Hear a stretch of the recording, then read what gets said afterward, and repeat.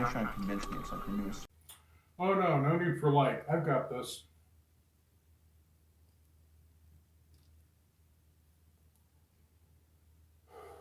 Well, that joint's no joke. You're going to need one for this movie. In fact, I came prepared. I brought a whole pack of them.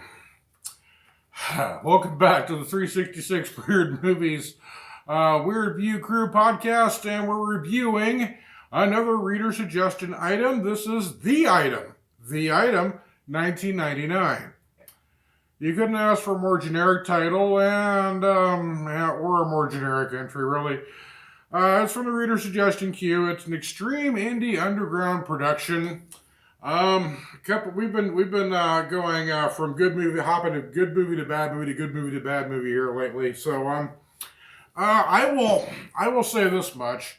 Rock and Roll Frankenstein I reviewed a couple episodes back here, and this is about the same production values, but with a different targeted market and not nearly as offensive or as abrasive as Rock and Roll Frankenstein.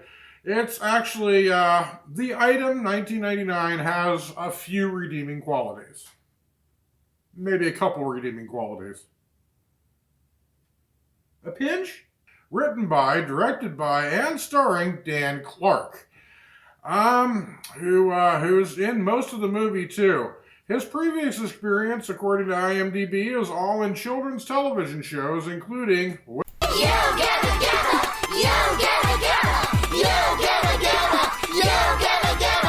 Yo Gabba Gabba. Yeah. Speaking as a parody raised kid through the 2000s and 2010s, I can definitely see where a person with some children's experience maybe would be able to bring some interesting perspective to the action thriller horror genre, which is what this movie is. The Item. We'll get to it. Let me give you the experience that I had coming into this, though. I see an IMDb rating of 2.7. Reviews are going on quite possibly the worst movie ever made. One of the worst I have seen. This movie is so stupid, I'm sorry I rented it. And finally, it was rent one DVD, get one free. Free was not a deal. It was not worth carrying home. I go to find the movie and it's on YouTube, and even in the comment there it says, before viewing this video, make sure to say your prayers and eat your vitamins because you're going to need them. This is the 1990 film The Item. Some consider this movie the worst ever made, and because of that, I decided to upload it so that no one will ever have to pay their hard-earned money or waste their time downloading this piece of... I hope you all enjoy it. Good luck. Thanks. I think we built this up enough now. Let's go see what's in this thing that's so awful. I have seen it covered a couple of other places. Diamanda Hagen, shout out to the heavy metal movie reviewer. She also reviewed The Item. And then on Red Letter Media, they did an episode of the Best of the Worst Halloween edition, and The Item was one of their movies, and they actually pulled out the VCR cover, which, according to the blurb on the back of the label, it says, a blood-drenched Tarantino-type caper crossed with Alien, a Sundance groundbreaker. Okay, Pulp Fiction plus Alien?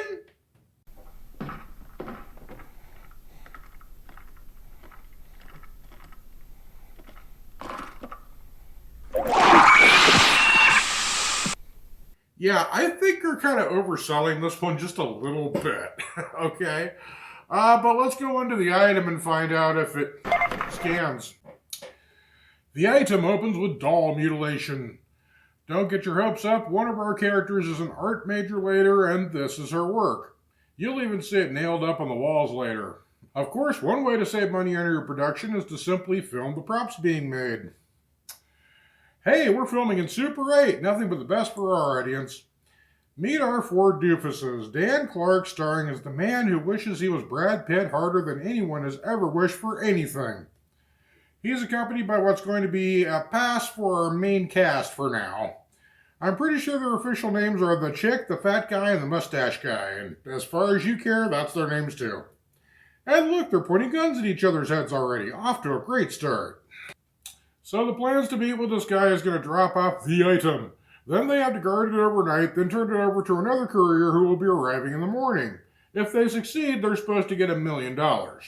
I would ask why, with $1 million, whoever owns this what's-it couldn't just store it in a safe deposit box for 24 hours, but if we keep asking why, we're never going to get anywhere with this flick. Our scientist, I guess, is supposed to be a cross between Elton John and Ziggy Stardust. Odie? I'm Odie. Remember space food sticks? Where's the item, dude? Sorry, it's in the back of the car. Luckily, the life shell fit. Frankly, I was concerned that it wouldn't. Please be very careful. Don't tilt it. All right. And don't bang it against anything. I won't. He has the item, but wait! No, wait! Wait! There's something very important you need to understand. Never expose it to daylight, get it wet, or feed it after midnight. The organism is in a state of unconsciousness. We were able to figure a way to noodle into its little nervous system, which is surprisingly not unlike that of a crustacean. There's an alert system built into the unit which issues a warning, a buzzer in the event the organism should begin to go into shock or die. The device monitors all of its vital signs, as best we could figure them out. You hear this sound? But the scientist has second thoughts, so they shoot him. Then the scientist's wife, who was just coming along for the ride apparently, does this.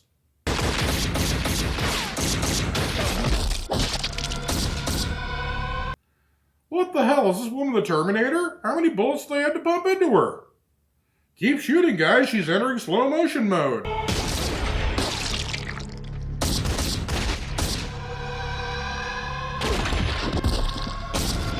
My car is covered in blood. So they get the box with the item to their hideout, and I hope you like this set because we're hunkering down here for the rest of the movie in Pee Wee Herman's Hot Topic Playhouse here.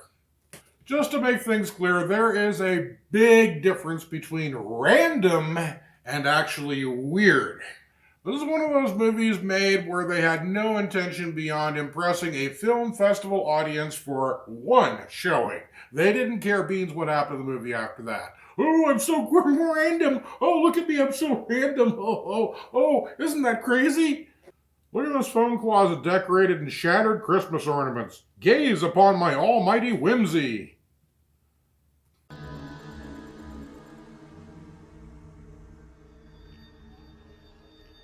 Absolutely not. Probably not a good idea, Alex. Martin. I say we take a peek at the freak. No! Yes! This is perverted. I'm looking forward to all the tension and suspense they're going to build up over the mysterious item, or no, we're just going to open it and show you right now.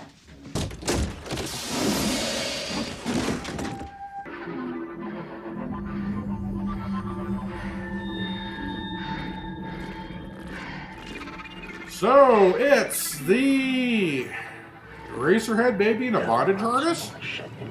This movie's trying so hard to be weird, but it's just blowing smoke.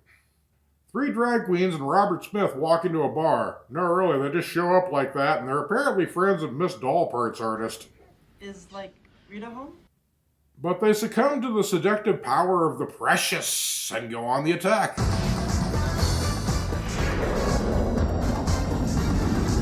This leads to a chase scene apparently conducted on hoverboards from the way everybody is moving. I remember the skating witch from House on Haunted Hill. Perhaps that's what they were going for. After that, a shootout.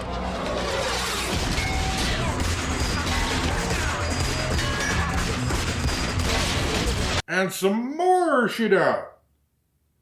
If you're noticing the pattern by now, this movie burns up a ton of time on never-ending shootouts where almost nobody gets tagged. Now come on out. Mister, I came out years ago. You come out. That joke was the entire reason they made these characters drag queens, and boy was it worth it. But at least we see the advantage of having a fat guy in your cast. Just use him as a bullet shield.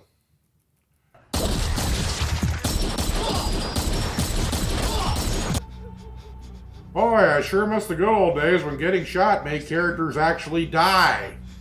The drag queen subplot is all tidied up, so now it's time for dinner. Here's another way to save money on your movie. Just film the cast on their lunch break. You were an altar boy? We were altar boys together. Oh, these egg rolls are great. Yeah, they're good. They're like This drags on and on and So your son is a blind. is a blind hobo that wears Tweezer on. It's got a hole in it. It's the coolest rock in the world. He just reaches down, picks up this rock, and he would do this. Here, give me your hand. He would do this. And it's still going. No. So what's the color of the sound of fire? Black. Sounds like black. Doesn't line of work is selling marketing. They're gonna eat some more. What's Otto? I like to think this guy had to practice for months to learn this chopsticks trick. I can totally see where you mistake this movie for Pulp Fiction meets Alien. I may have to pause the cast supper here so I don't faint from all the excitement. Oh my god. You gotta do that thing. Unplug it. science guy said. But it's time to pay attention to the item again. Will you open the goddamn thing? I am thinking! You opened it before. Hey, if she can't open it, she can't open it. By the way, if your monster jumping around inside the box makes it impossible to open, maybe it's time to rethink this containment design. Guys, I don't think I can handle this. I don't think any of you can handle this.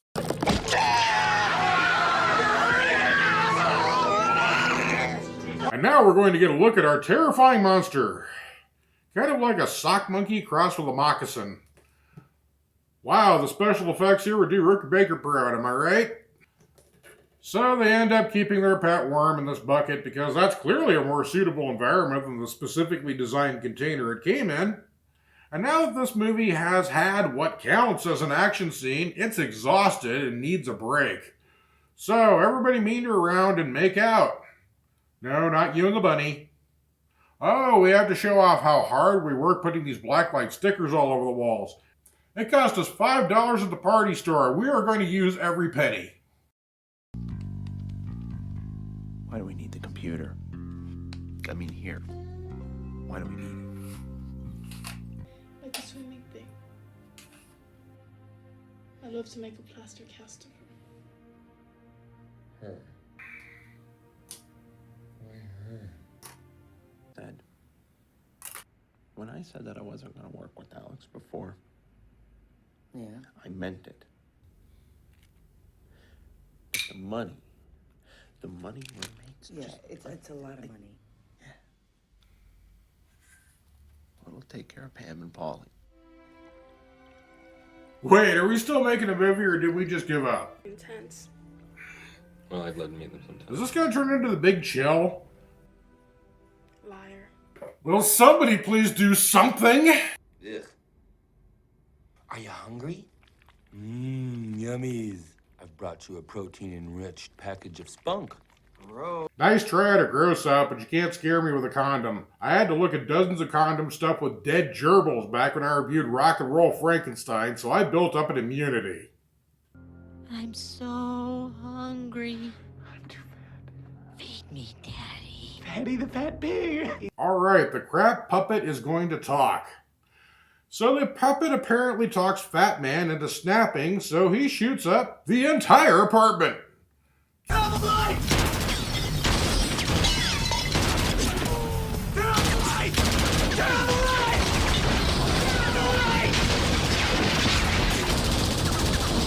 Guess what? It goes on forever too, emptying entire Uzi in close quarters without anybody getting so much as winged, making that entire thing pointless.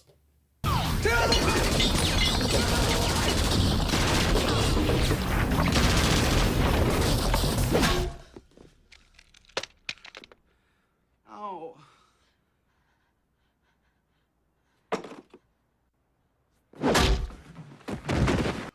He missed the computer! And all the lights for that matter. Does he always shoot at people like that? No, only when the script tells him to shoot like that. Well, we just survived a hail of bullets and had to knock out our pal. Let's share a smile and a laugh. Oh, and Fat Man isn't dead. They had to have a long heart-to-heart in the alley back here, then blow his brains out, then make a long dragged-out sequence about chopping up his body. At no other point does anybody show concern for dead body disposal, but never mind, it helped us stall with this unfunny machete gag for another 10 minutes. Suddenly, Mustache Man is all broken up about the death of Fat Man, so he has to go heave milk into the toilet, which gives the talking gallstone another opening to influence him. Yet, for some reason, he suffers from exploding brains and spontaneous blood explosions. When Robert Smith becomes possessed and slithers on the floor. Why? Quirky! Quirky, quirky, quirky, quirky! Finally, somebody's going to teach this man a lesson for making such a lousy movie. Order up, hash browns, scrambled eggs.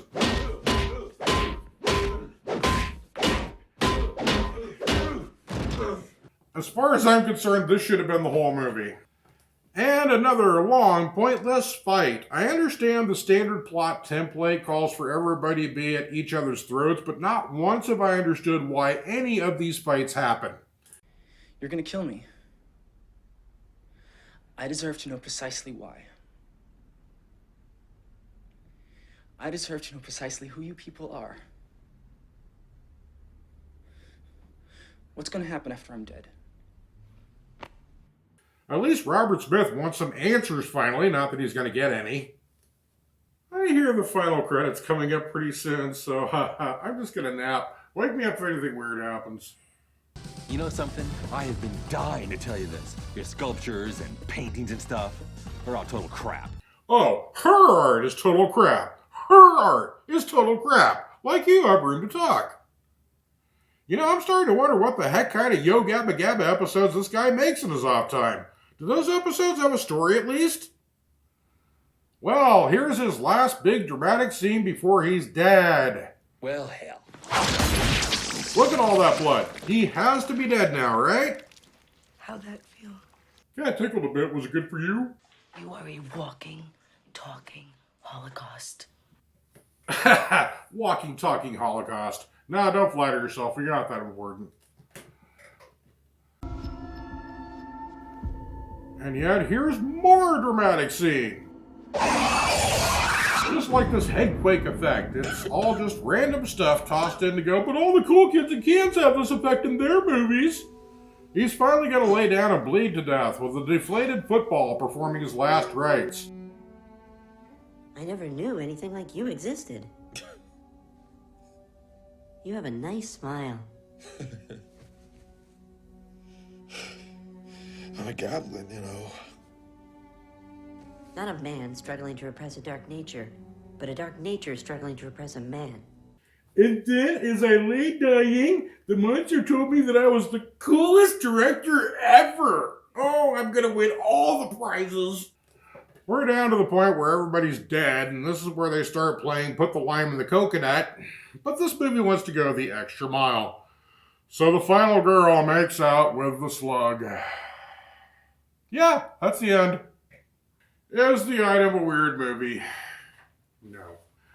The item may look weird to somebody who's never been to a film festival before, but to the rest of us, this is a phoned-in, template, obligatory film festival entry, prepared and shrink-wrapped in cultural signals. It has no more care or thought put into it than a microwave dinner. Instant film festival winner, just add randomness. Of course, it treads familiar territory from Basket Case and Brain Damage, but never reaching the heights of those Frank Henenlotter classics. It tries to be Pulp Fiction with all the blang, blang, blam gunplay, but really, it's just all sound and fury signifying nothing. I hasten to add, the film is worth a couple of little chuckles here and there, but it's just not worth seeking out. I'm sorry. I recommend the following exercise for the aspiring film writer. How would you have fixed the script? Maybe if you kept the box closed long enough to build up some suspense and tension. Maybe if you made the monster telepathic so you avoid having the silly talking puppet with the silly talking voice, and just have it be a psychological thriller. Maybe everybody turns on each other and they can't trust each other because the monster's trying to set them all against each other and just get free. Maybe if you gave the monster any motive, any urgency, or made it do anything threatening at all for that matter, it could have been a step up. There's all kinds of things you could have done differently in this. Start by not making this movie. In the end, this movie doesn't have any reason to exist except to be Dan Clark's resume. just in case a fairy godmother producer gets desperate enough to hire him to direct a film and save him from posing little stop-motion clay puppets all day. Keep dreaming, Dan. The item should never have made it as far as the bagging area.